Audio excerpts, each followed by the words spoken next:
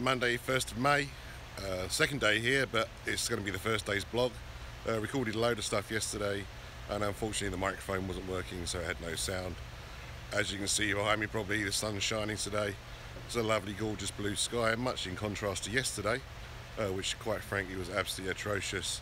Horrendous torrential downpour yesterday morning, strong winds. Cleared the air, it's a lot cooler today. But what I'm going to do now is pop inside the koi house and show you the stuff we set up yesterday in preparation for today's spawning.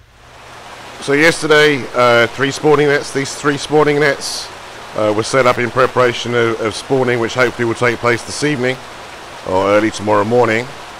The three spawning nets set up with spawning ropes, as you can see. At the moment, the spawning nets contain just the male koi. The males were placed in there yesterday.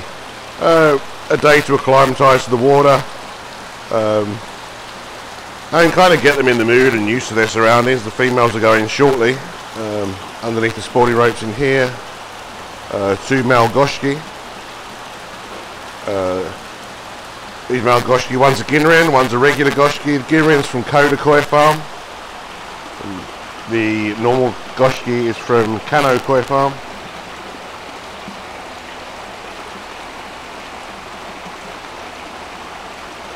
Once the female goes in later today, we'll get a closer look at the three of them together. In here we have a pair of male Kohaku. Just see them, kind of see them there underneath the spawning ropes. Pop around the other side, see if we can get a better view.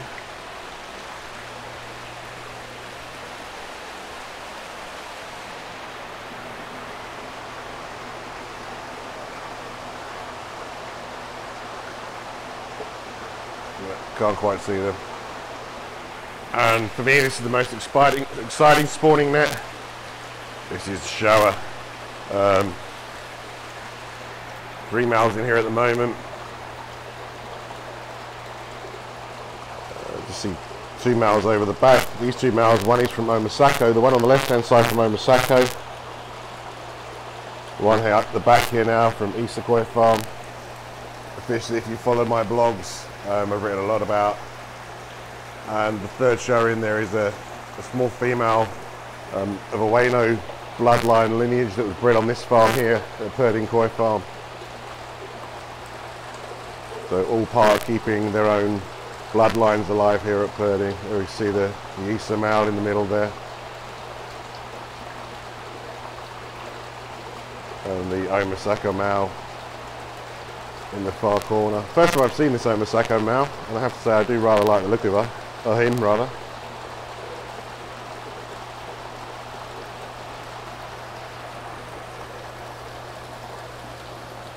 Anyway, as I say, we'll have a look closer. So the females are going this morning.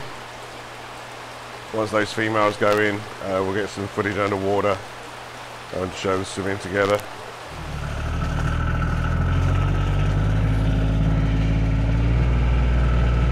So we're just heading out to the fry ponds, contain the fries and spawnings that were done a couple of weeks ago.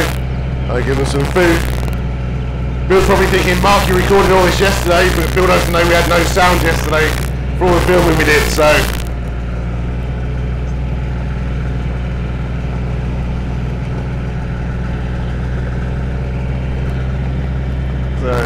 these are the fry ponds here up on the left hand, on the right hand side, sorry.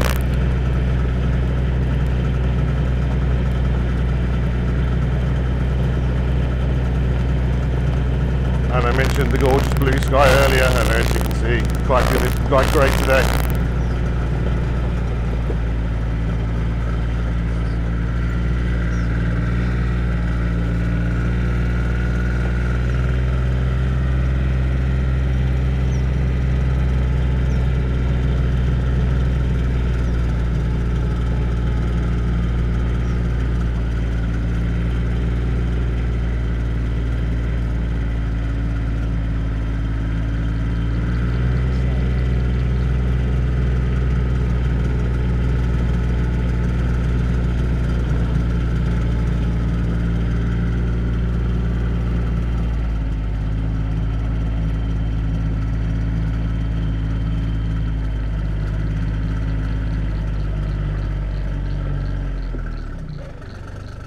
So this pond on the right contains sankey?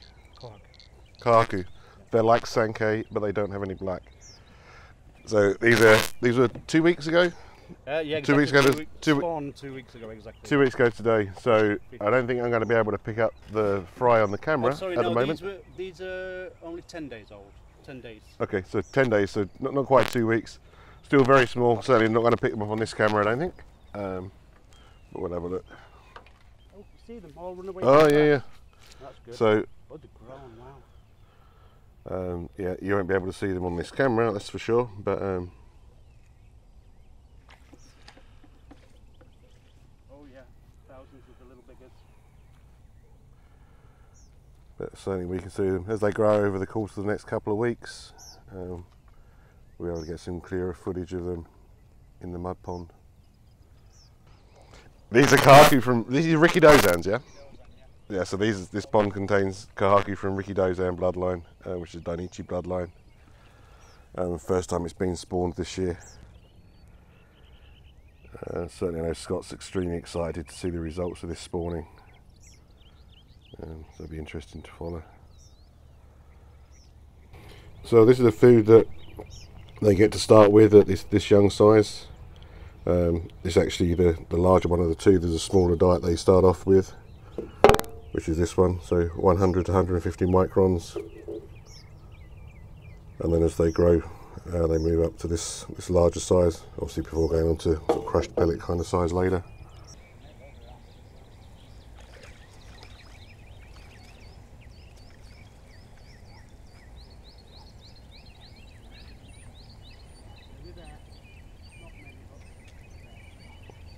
The buildings you can see in the background on the right hand side and behind sort of the mesh fence, that's the tosai growing on ponds, and also the sort of the tosai nisai ponds where the Tatagoi tosai from last year's spawnings are being grown to nisai.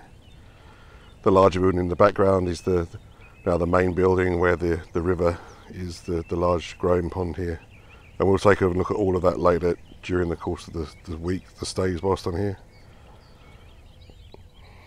In the background there you can see a spray of water against the sunshine. That's the well water that's coming into these mud ponds. We've got a constant supply of well water coming in, and as these fish grow and develop, these mud ponds will fill up deeper with that well water. We have drains in them as well. And then there's the natural overflow pipe over the other side, the overflow pipe. So natural spring or well water will come in and just continually flow through the mud ponds whilst the fish are growing in here. And then this is the final fry pond that's in use at the moment. Might go on the other side, it's a little less oily. Containing Showa. One of the males, the Easter male that I showed you earlier, was also used in this spawning, and obviously a different female. You can kind of see what appears as sort of an oily film on the surface, a bit scummy. What it actually is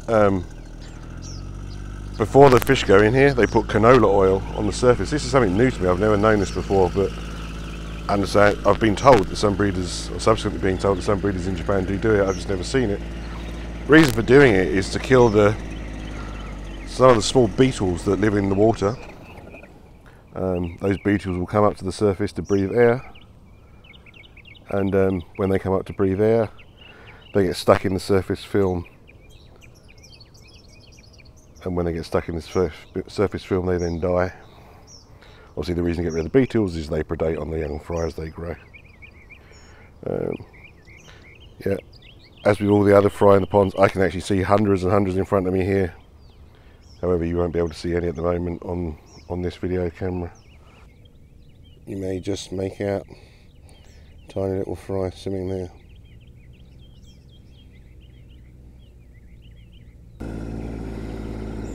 And here comes Mr. Purdin, Scott Purdin, obviously owner of Purdin Koi Farm.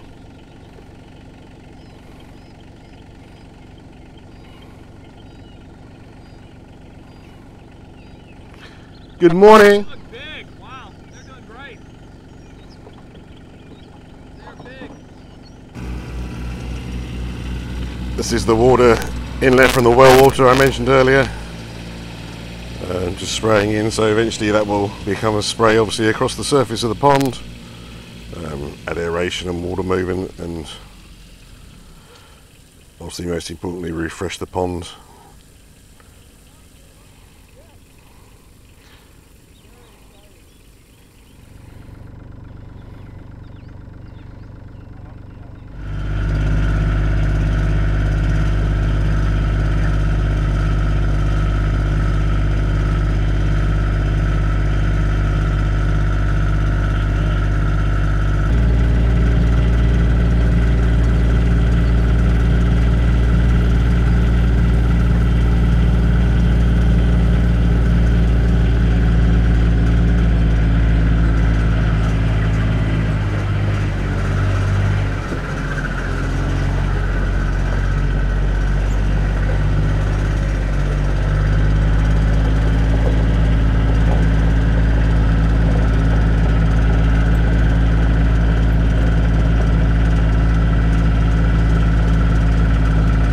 Barney.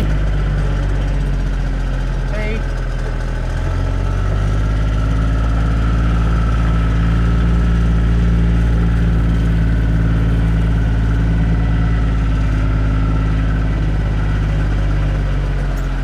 So back to the beginning where we started, and the spawning nets where the females are soon to be added to the male parents. This large concrete pond contains about 900 tons of water, and right now is home to, I think Bill suggested, 48 tosai being grown to nisai. So it's quite a low stocking rate, obviously. So many of the fish in here are fish that we featured previously on Nishigoi.life. Fish that we saw at last year's harvest in November. What are you feeding, Bill? This is Sakikari growth. So already these tosai are under Sakikari growth. What sort of temperatures the water at now? I don't know, to be honest. Probably 68, 70. About 68 or 70 degrees. Which is 20, 21 degrees C. So as you see, there's quite a lot of shower in here, and a lot of these shower you can find featured on my blog previously. I've got a lot of interest and excitement about some of these fish in this pond.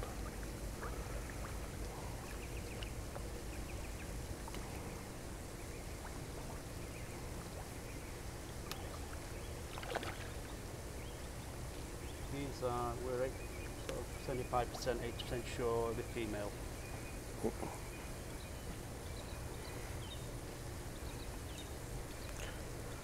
So what sort of average size were they when they went into here? Average size probably around about 28 to 30. I mean, I think the smallest was about 26 centimetres and the biggest was like 38. Okay, so between 28 and 38 centimetres.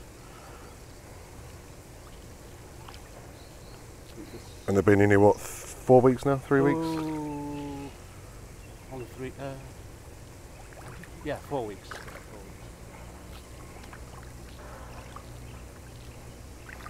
The Sankei in front of us here is a koi that I particularly liked when we were at harvest last year. I think it's owned by a customer now, purchased it as tosai.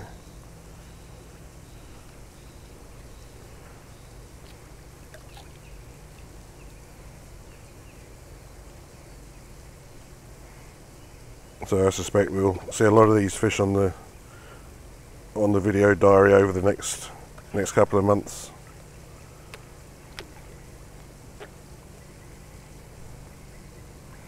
I'm sure everybody out there will agree there's nothing more exciting than feeding koi and watching fish grow, especially you don't see them properly in a pond like this, but those little glimpses are enough to get you excited. So we've just put the females together with the males that I showed you earlier, and now a hose just being set up to spray fresh water over the top of the spawning nets in the hope that it will help trigger spawning. So this water's colder, this is tap water, it's colder than the... Yeah. So this is just regular tap water being sprayed over the top, colder than the the pond water that's been filled from the well and topped up from the well. So obviously the hope is that that will trigger the koi into starting spawning.